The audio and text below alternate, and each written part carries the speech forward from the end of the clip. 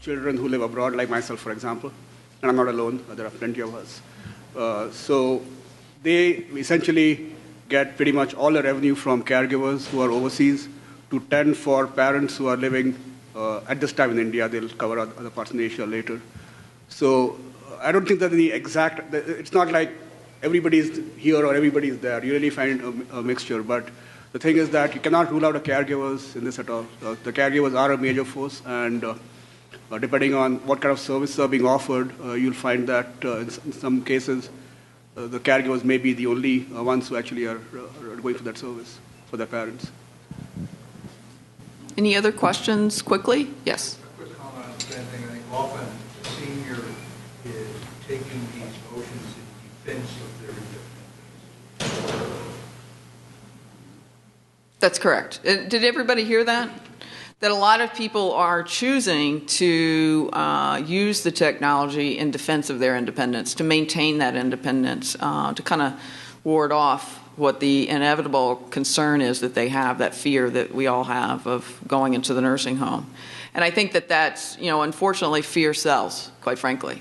And I think that what we try to do is make it seem less fearful and as something that is easy for people to use. And I think then that's really kind of what's going to drive the adoption. And I think understanding who your market is. So, for example, with each of these companies up here and their technological suites, if you will, they are all focused on very niche or more general platforms that enable them to kind of expand. And I think that that's one of the things that you have to kind of keep in mind is who is really that customer and what are you trying to achieve? What problem are you trying to solve? Is it to keep them out of the assisted living? Is it to keep them out of the nursing home? Is it to allow them to live more functionally the way they want to for another 10 years?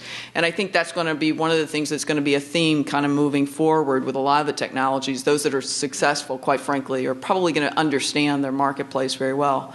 And kind of having said that, I think that one of the things that I would like to pose as a question to each of the panelists is what the most surprising lesson learned to date so far with your journey with your technology and your customers. Well, I guess I'll start. My biggest surprise is that professional caregivers are not quicker to adopt and accept technology that clearly help them fulfill their missions. And I'm not sure why sometimes. I mean, there are plenty that do. Sandra being a tremendous example, actually. But you'd think if you had something that could make you better and there was no danger of you losing your job over it because, wow, we aren't going to have enough caregivers, you'd think that acceptance would be faster. It's happening slowly, but it's just slower than I thought it would be. So when I was starting my company, I had this notion that what mattered most to seniors was essentially, obviously, the things we talked about, their safety and their wellness and their health and independence and so on. And those are, of course, definitely important, no doubt about it. But in terms of eye-openers, the thing that for me was a real eye-opener was I used to actually go into the waiting rooms of doctors' clinics with a questionnaire and ask people the questions and that sort of thing. So it was amazing to me to find a huge number of seniors that I encountered in these waiting rooms who literally would come to those doctors' offices 3 hours in advance, 4 hours in advance, and they asked them why. And it was basically, well, they didn't necessarily answer why, but I found out that it was basically because they wanted to talk to other people around them. They feel bored, lonely, depressed, resentful, anxious, you name it. And these are things which are beyond just being safe. Some of these people don't even have any health problems. I mean, they just feel alone or lonely. Another example, which is along the same lines, there are some transportation, there are several transportation companies that offer transportation service to seniors, like Outreach and so on. And I was actually talking to one such company once, and I live in California in the Bay Area, and I don't know how many of you are familiar with the Bay Area, but San Jose is sort of in what we call the South Bay, and then there is San Francisco, and then there is North Bay, which is beyond the Golden Gate Bridge, Marine County, as we call it.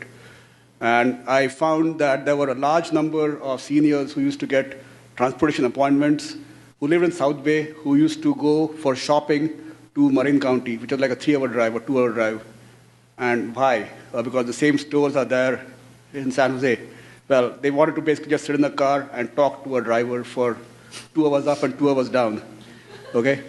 So again, this is something that we don't always necessarily think about, but we all focus on health and safety and wellness and independence and so on. But simply talking to people, staying connected is an important thing. I guess with me, the biggest thing I've found is what little bit of help people who are deaf and deafblind are able to get around the country. But with that, I also thought that if a person is deaf or deafblind, like Helen Keller was deafblind, you think that these people are very negative and so down on life. But I have really been encouraged in watching people that have some real challenges in life, and you never hear them complain. They're very positive, and they deal with the situation, and if there's something else to help them, that's great, and if it isn't, that's okay, they deal with it. But they got a really great attitude. It's very good. Any other questions real quickly before we close? Yes, in the far back.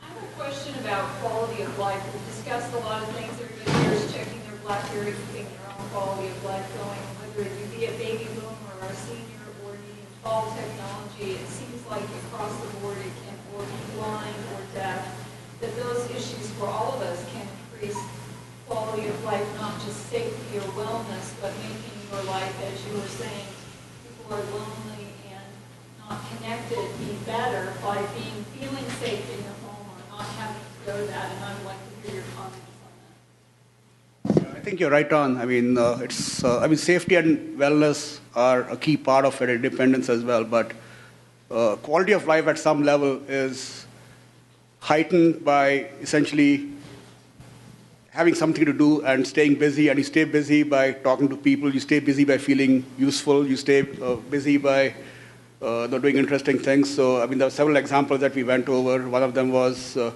Charlie had a great, I won't speak for him, but he talked about the woman playing solitaire on the computer, right? In the example that I gave, essentially of staying connected to the senior by playing out emails or messages via text. None of these things are, they don't need these, but they just are little touches that make them feel better about themselves. And it's a very important thing, there's no doubt. I'm going to go one step beyond. I think that what technology can do for us in the future is what has always happened. Say a farm family. As you get older, now you do some cooking and you take care of the grandchildren. As you get older, you still have things to do. You still maintain to be productive. People want to be productive. So I think technology in the future is going to allow people well into what we would consider old age to be productive in some way, and I think that will be even better. I mean, the social connectivity is great and so forth, but to believe that you are still adding to your family, to your society is a wonderful gift that maybe we can give these people. I think that in the deaf-blind community, there probably